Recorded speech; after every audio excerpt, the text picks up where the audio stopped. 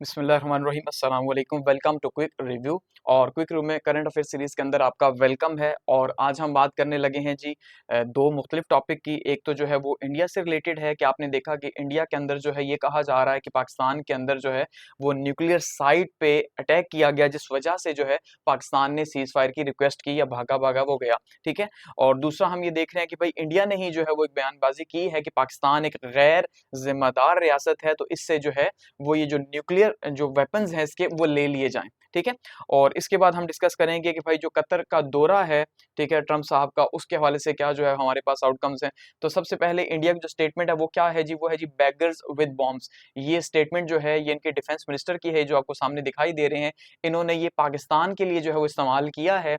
और कुछ थोड़ा सा रेलिवेंट तो लगता है, खैर, लेकिन क्या कह रहे हैं जी कि बैगर्स विद बम्स, कि भाई जहां पे भी जो है वो मांगने वालों की लाइन शुरू होगी वहां पे सबसे आगे पाकिस्तान होगा। और पाकिस्तान बेसिकली क्या है जी, एक ऐसा मुल्क है जिसके पास बॉम्ब है लेकिन वो बेकारी है। तो बेकारी जो है वो बॉम्ब के साथ घूम रहा है, ये इन्होंने हमें आज कहने की कोशिश की है। ठीक है। और कहा है कि भाई अपने न्यूक्लियर एसेट्स का ख्याल नहीं रख सकते तो इनसे ले लिया जाए, ये गैर जिम्मेदार है। इसके साथ हम डिस्कस करेंगे जो ट्रम्प साहब हैं। आपने देखा कि मिडिल ईस्ट के जो है वो 3 रोजा दौरे पे आए हुए हैं। तो कल हमने देखा था कि सऊदी अरेबिया के अंदर जो है क्या डील्स हुई हैं, जिसमें हमने देखा कि दो बहुत इंपॉर्टेंट डील्स थी, जिसमें एक $142 बिलियन की डील हुई। सबसे बड़ी जो है वो आर्म डील कहा जाता है, अमेरिका ने किसी को ऑफर की, ठीक है, वो हुई। और उसके जो है वो आगे से अगेंस्ट में जो सऊदी अरब है उसने भी कहा कि हम $600 बिलियन जो है वो इन्वेस्ट करने जा रहे हैं अमेरिका के अंदर। और इसके साथ-साथ हमने देखा कि उसके बाद फिर वो कतर पहुँचे, तो कतर से जो है वो यूएई पहुँचे हैं। तो अभी कतर के अंदर जो है क्या बड़ी डील हुई है, इसको हम डिस्कस करेंगे, वहाँ के क्या टेक अवेज़ हैं। अच्छा, साथ में इसी के अंदर ही जो है वो ट्रम्प साहब ने जो है वो कुछ बातचीत की है ईरान के हवाले से भी, और काफ़ी ज़्यादा ज़ोर दिया कि भाई हम ईरान के साथ डील करने में काफ़ी ज़्यादा करीब पहुँच चुके हैं, तो उम्मीद यही है कि डील हमारी हो जाएगी, ट्रम्प साहब का ये कहना है। ठीक है?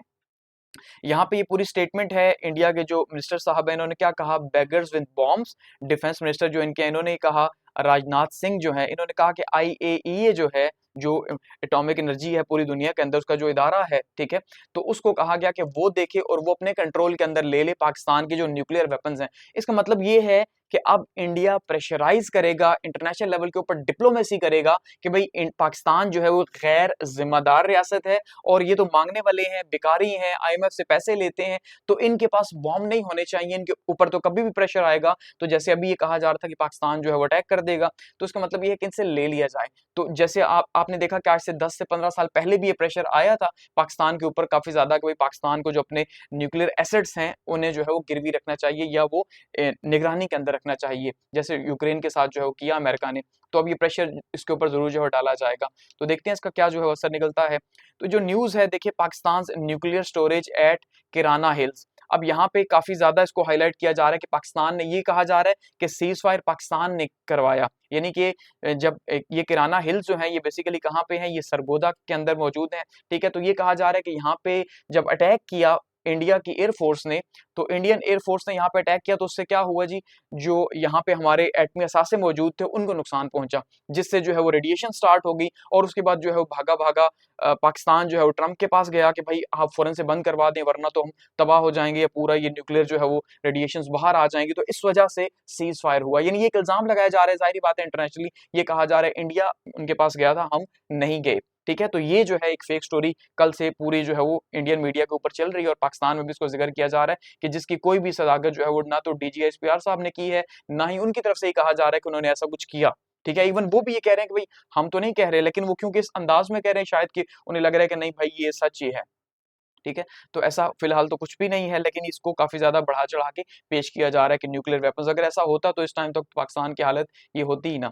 ठीक है। और ना ही किसी को आइडिया हो सकता है कि कहाँ रखे हुए हैं। तो सबसे पहले हम बात करते हैं जी ट्रम्प साहब की और इनका जो विजिट है, ठीक है, कतर का, उसकी बात करते हैं और देखते हैं कि यहाँ पे इन्होंने क्या जो है वो अचीव करने की कोशिश की है। क्योंकि कल आपने देखा था कि सऊदी अरेबिया के अंदर जो है, किंगडम ऑफ सऊदी अरेबिया में जो है ये मौजूद थे, और वहां पे जो है इन्होंने बड़ी डील्स की थी, एक $142 बिलियन की, ठीक है, और दूसरी जो है वो $600 बिलियन की, जो है ये दो बड़ी डील्स इनकी हुई थी कल। ठीक है। तो अब यहाँ पे सबसे इंपॉर्टेंट चीज ये है कि इन्होंने जो है वो जैसे सऊदी अरब के साथ डील्स की हैं, इसी तरह से इन्होंने यहाँ पे भी डील्स की हैं और ये कहा जा रहा है कि भाई बूस्ट करेंगे ट्रेड और डिफेंस की जो यहाँ पे हमारी नीड है उसको, ठीक है। और दोनों साइड से जो है कहा गया है और ये कहा जा रहा है कि भाई जो ट्रम्प साहब हैं वो तो शेफ हैं डील मेकिंग के, यानी कि वो तो बिजनेसमैन है, तो जाहिर बात है बिजनेसमैन है तो उन्हें ये पता है कि कैसे डील्स की जाती हैं और किस तरह से की जाती हैं, तो इसलिए अब वो जो कर रहे हैं वो बहुत सोच समझ के कर रहे हैं। तो यहाँ पे सबसे बड़ी जो इनकी अचीवमेंट है वो क्या है जी, यूएस जो है और कतर जो है इनके ताल्लुकात पहले से ही बहुत बेहतर हैं। उसका रीजन ये है कि 2001 से ही जो है इनके ताल्लुकात काफी स्ट्रांग हैं और आपने देखा कतर हमेशा से ही अमेरिका की साइड लेता है या एक मीडिएटर के तौर पे उसने अपने आप को देखा है, कभी भी किसी इंटरनेशनल कॉन्फ्लिक्ट के अंदर वो नहीं आया बेसिकली। तो कतर के अंदर यूएस की बेस मौजूद है, इस वजह से कतर जो है वो सपोर्ट करता है अमेरिका को। तो यहाँ पे कतर क्या करने जा रहा है जी, 1.2 ट्रिलियन डॉलर्स के जो है वो जहाज खरीदने जा रहे हैं अमेरिकन कंपनी बोइंग से। ठीक ठीक है जी, यानी कि 1.2 ट्रिलियन, तो इससे बड़ी वो डील क्या हो सकती है। और ये भी कहा जा रहा है सबसे बड़ी डील जो है मानी जा रही है, कितनी बड़ी डील है कि जिससे जो है ना खरीदने जा रहे हैं इतने बड़े। तो कतर एयरवेज जो है वो बाय करेगी 210 जहाज, ठीक है, कितने जी, 210 जहाज बाय करेगी, वो भी किससे, अमेरिका की जो कंपनी है बोइंग, ठीक है, उससे जो है बाय करने जा रही है। तो ये बहुत बड़ी अचीवमेंट है ट्रम्प साहब की कि इतना बड़ा पैसा वो जो है अमेरिका में लेके जा रहे हैं। तो ये एक बड़ी डील थी जो सबसे ज्यादा थी और ये कहा जा रहा था कि शायद ये 96 बिलियन डॉलर्स की हो, लेकिन इससे बढ़ा के इसको काफी ज्यादा जो है वो किया जा रहा है कि भाई इतनी बड़ी डील जो है वो कर रहे हैं, ठीक है। अब उसके अंदर ये कहा जा रहा है कि ये क्या है, ये लार्जेस्ट जो है वो अगर जेट्स के हिसाब से देखा जाए तो ये लार्जेस्ट ऑर्डर ऑफ जेट्स है, इससे बड़ा ऑर्डर किसी ने भी अभी तक नहीं दिया। इतने पैसे किसके पास होंगे कि 210 जहाज जो है वो एक साथ मंगवाए जा सके, ठीक है। तो ये तो काफी बड़ी डील है और बोइंग की हिस्ट्री के अंदर कहा जा रहा है ये सबसे बड़ी जो है वो डील है।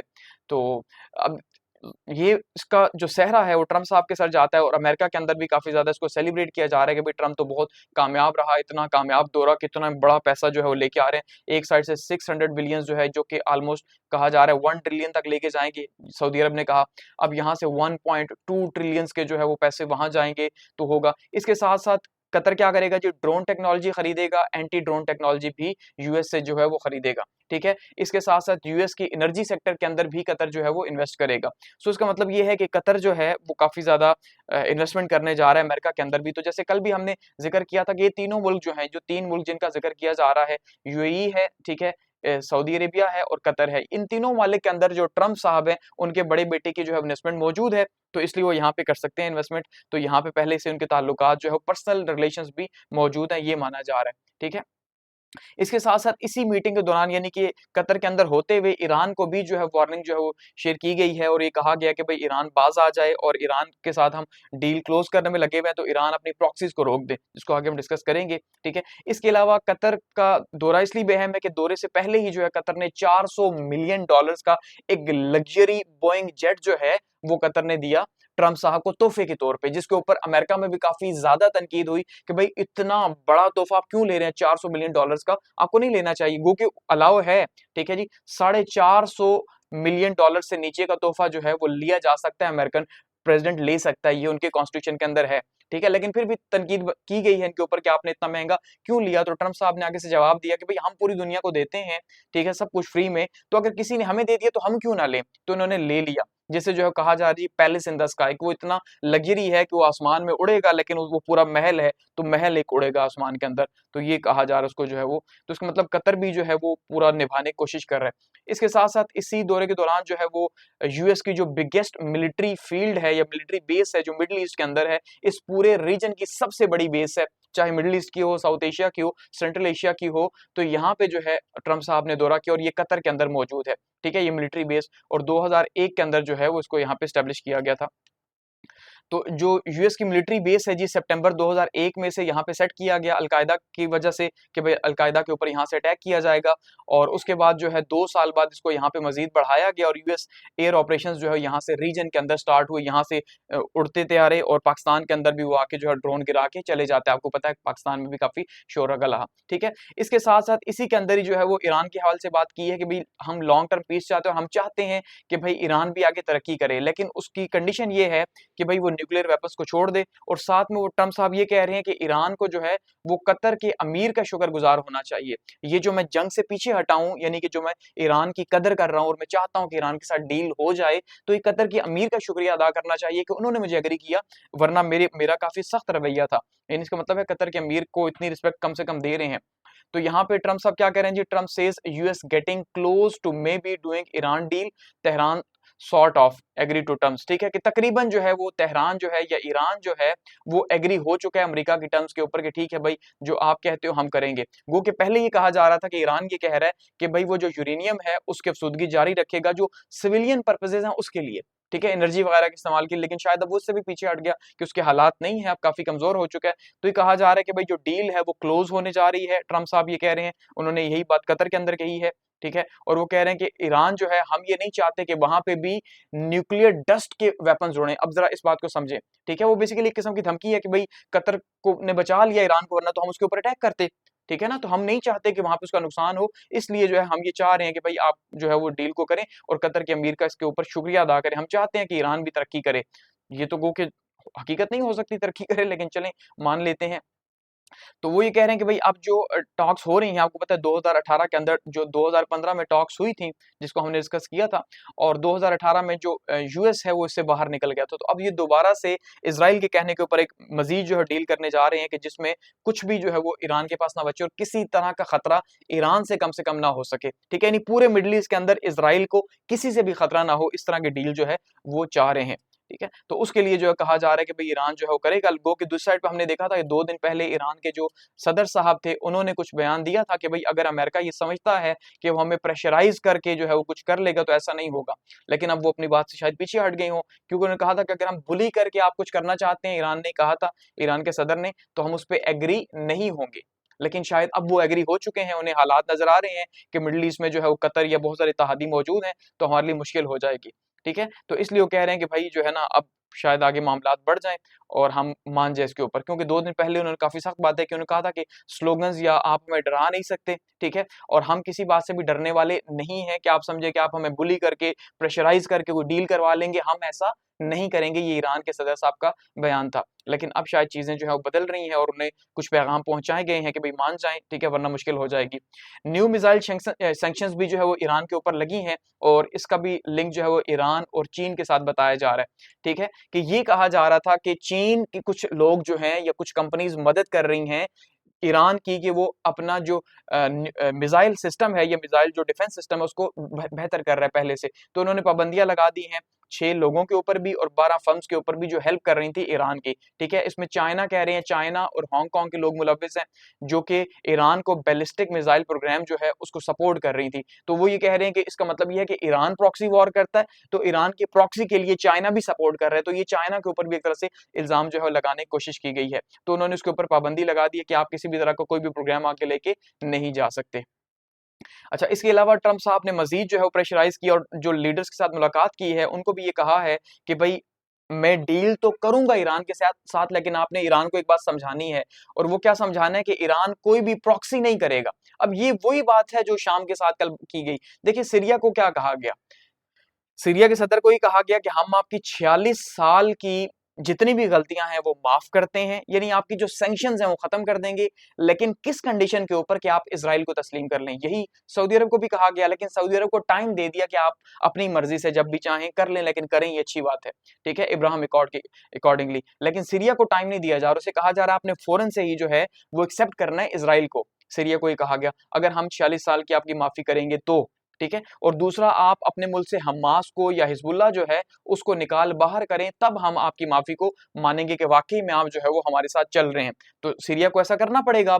अब यही बात एक्सपेक्ट की जा रही है ईरान के साथ, क्योंकि अभी तक ईरान को अकेला किया जा रहा था। तो ईरान को भी ये कहा गया कि हम आपकी माफी करेंगे, लेकिन उसकी कंडीशन ये है कि आपने किसी भी प्रॉक्सी को जो है जगह नहीं देनी। यानी जितनी भी प्रॉक्सी वॉर्स हो रही हैं, चाहे आप हमास को इस्तेमाल कर रहे हैं, हिजबुल्लाह को इस्तेमाल कर रहे हैं, आपको पीछे हटना पड़ेगा, या हौसियों को आप इस्तेमाल कर रहे हैं। तो 3 ही हैं इस टाइम पे। तो कहा गया कि आप इनसे पीछे हटेंगे तब आपके साथ डील होगी। इसका मतलब ये, जब ईरान पीछे हट जाएगा हमास से, तो हमास को भी वो शिकस्त तो वैसे ही देने लगे हैं। नेतन्याहू का फिर से स्टेटमेंट आज आई हुई है कि भाई हम जो है वो अब पूरे का पूरा जो गजा है उसके ऊपर कब्जा कर लेंगे। ट्रम्प ने भी यही कहा कि भाई हम हमास को यहाँ से चाहते हैं इसराइल खत्म कर दे, और जो गजा है उसको एक फ्री एरिया बना दे, यानी वो कंट्रोल में तो जाहिर बात है इसराइल के चला जाएगा।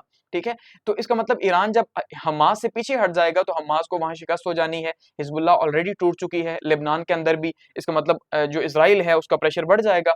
दूसरी साइड से हौसी भी अटैक करना छोड़ देंगे रेड सी के ऊपर, क्योंकि उनकी सपोर्ट अगर नहीं होगी, क्योंकि हौसियों को असलहा वगैरह सारी सप्लाई वगैरह तो ईरान कर रहा है, तो अगर ईरान खुद पीछे हट जाएगा तो हौसियों की वॉर भी खत्म हो जाएगी। और ये एक ऐसी विन विन डील है कि जिससे सऊदी अरब को भी फायदा होगा।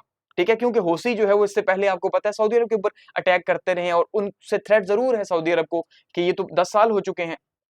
तो ऐसे में ईरान के दांत भी निकल जाएंगे, जहर वाले दांत। ठीक है, जिससे सऊदी अरब की विन भी हो जाएगी, उसको कोई खतरा नहीं होगा, ईरान से भी खतरा कोई नहीं होगा, क्योंकि वो तो जब न्यूक्लियर वेपन्स बनाए गए तो खतरा क्या होगा, तो रीजन के अंदर जो असर है वो सऊदी अरब का होगा। और वैसे भी जो है अब यहाँ पे रीजन के अंदर इंचार्ज जो बना के जा रहा है, ठीक है, 3 वाले को बनाया जा रहा है इंचार्ज, लेकिन सऊदी अरब को उसकी चाबी दी जा रही है कि आप यहाँ पे जो है वो इंचार्ज हैं। वो कि पहले सारी इन्वेस्टमेंट किसके ऊपर थी, इसराइल के ऊपर थी, लेकिन अब जो है उन्हें पता है कि इसराइल तो अपने आप को संभाल चुका है। ठीक है, तो अब यहाँ पे मुसलमानों को कंट्रोल करने के लिए उन्हें एक प्लेयर चाहिए और सऊदी अरब को इस्तेमाल करने की कोशिश करेंगे। तो गल्फ कॉपरेशन की जो कौंसिल है उसके इजलास के अंदर भी उन्होंने जो है वो दोबारा से ट्रम्प ने बात कही है कि भाई ईरान को हम चाहते हैं कि वो तरक्की करे, लेकिन वो किस कंडीशन पे करे कि वो अपना असला वगैरह कुछ भी नहीं बनाएगा, ना ही वो हमास की सपोर्ट करेगा, ना हिजबुल्लाह की सपोर्ट करेगा लेबनान के अंदर, और ना ही यमन के अंदर हौसीस की करेगा। सो इसका मतलब ये है कि जब सपोर्ट खत्म हो जाएगी तो ईरान की पावर वैसे ही खत्म हो जाएगी।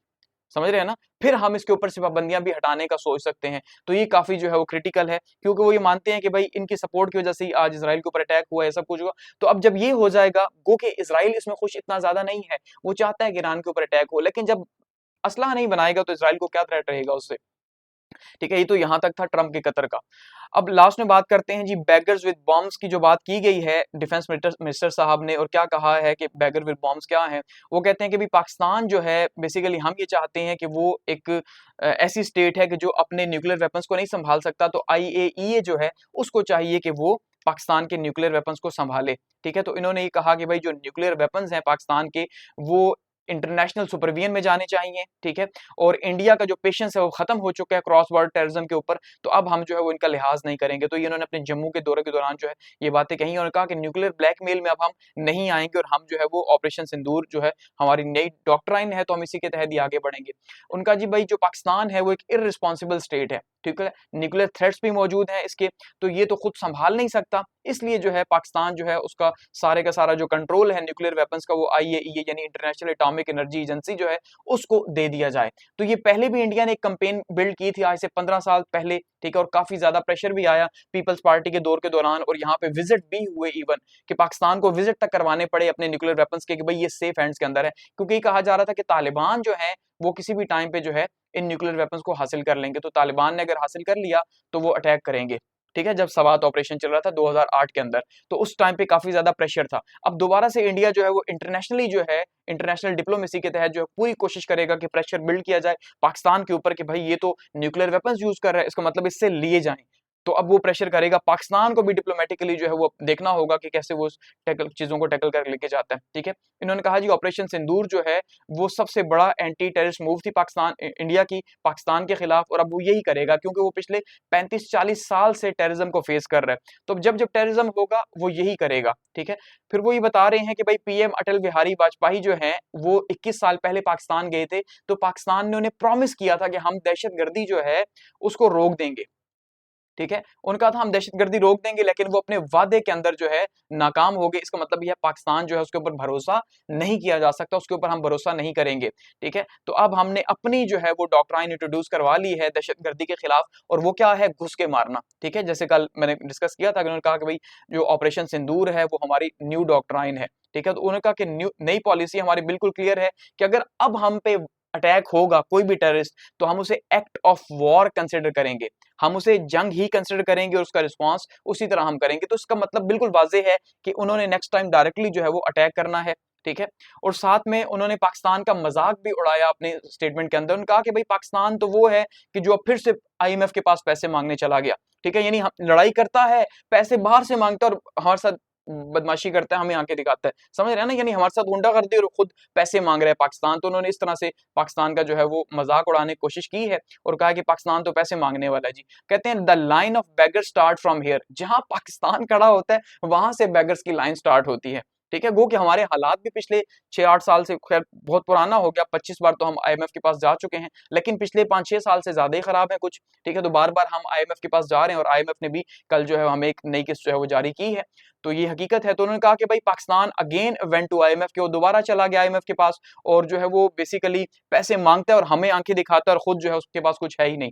तो ये उन्होंने कहने की कोशिश की है। इसके ऊपर आगे से जो है हमारे मुल्क के अंदर के उन्होंने कहा था कि आईएईए को दे दो पाकिस्तान के जो न्यूक्लियर वेपन्स हैं, तो उसके ऊपर यहाँ से जो डिफेंस मिनिस्टर है उन्होंने कहा और हमारा जो फॉरेन ऑफिस है उसने भी जवाब दिया फौरन से पहले कि भाई आप अपने आप को संभालें, हमें ना बताएं, हमारे पास जो है वो न्यूक्लियर वेपन सेव हैं और हम इन्हें संभाल सकते हैं। ठीक है, तो आप अपनी बात करें कि आप जो है नहीं संभाल सकते, आपके मुल्क से जो है वो चोरी हो रही है एटमी चीजें। और हमने 2 महीने पहले एक रिपोर्ट डिस्कस की थी जिसके अंदर कहा गया कि 3 से 4 बार जो है वो इंतहाई सेंसिटिव जो है वो जो धातें हैं वो चोरी कर होने की कोशिश की गई है, जो मुख्तलिफ बॉर्डर्स के ऊपर पकड़ी गई हैं। तो पाकिस्तान ने आगे से फिर उन्हें अटैक किया कि भाई आप हमें ना बताएं कि हमें कैसे संभालना चाहिए, कैसे नहीं संभालना चाहिए। और एट द एंड हम ये बात करेंगे कि आज इंडिया इस बात का भी सोग मना रहा है कि ट्रंप साहब ने जो है कतर के अंदर ये कहा है कि जो एप्पल के सीईओ हैं उनको कहा है कि आपको जो इंडिया के अंदर आप बना रहे हैं, ठीक है, एप्पल को, आपको पता है कि यहाँ पे उन्होंने असेंबलिंग प्लांट लगाया हुआ इंडिया के अंदर, तो वो अब खत्म कर दें, वो अब वापस अमेरिका में लेके आ जाएं और अमेरिका में उसकी मैन्युफैक्चरिंग करें, इंडिया अपने आप को खुद संभाल लेगा। ठीक है, तो ये काफी ज्यादा जो है वो बड़ी स्टेटमेंट है और इस लिहाज से भी बड़ी स्टेटमेंट है कि भाई इंडिया को ट्रंप किस नजर से देख रहे हैं। ठीक है, कि मोदी साहब तो बड़ा कह रहे थे कि भाई ट्रंप मेरा दोस्त है, ये है वो है, लेकिन ये स्टेटमेंट शायद जो गवर्नमेंट है, मोदी गवर्नमेंट, उसके लिए काफी भारी हो कि भाई एक तरफ से आप कह रहे हैं हमारी बड़ी यारी है, आप विजिट भी कर रहे हैं, आपको भी ट्रंप ने बुलाया, लेकिन दूसरी साइड से आप देख लें कि भाई वो कह रहा है एप्पल को यहाँ से लेके जाओ, इंडिया खुद को खुद संभाल लेगा, और एक तरफ से वो आपको चाइना के लिए भी तैयार कर रहे हैं। तो किस तरह की स्टेटमेंट्स इंटरनेशनली दी जा रही हैं, तो ये भी जो है वो इंडिया की काफी ज्यादा जो है तज़हीक है और इससे भी उसको बहुत ज्यादा नुकसान होगा कि वो इंटरनेशनल बिजनेस जो एप्पल को देख के यहाँ पे इंडिया के अंदर आ रहे थे कि भाई अगर एप्पल कर रहे हैं तो हम भी यहाँ लेके आते हैं। ठीक है, तो अब वो रुक जाएंगे कि भाई इसका मतलब ये है कि सेव नहीं है, तो इससे इंडिया को काफी ज्यादा नुकसान होगा इन फ्यूचर।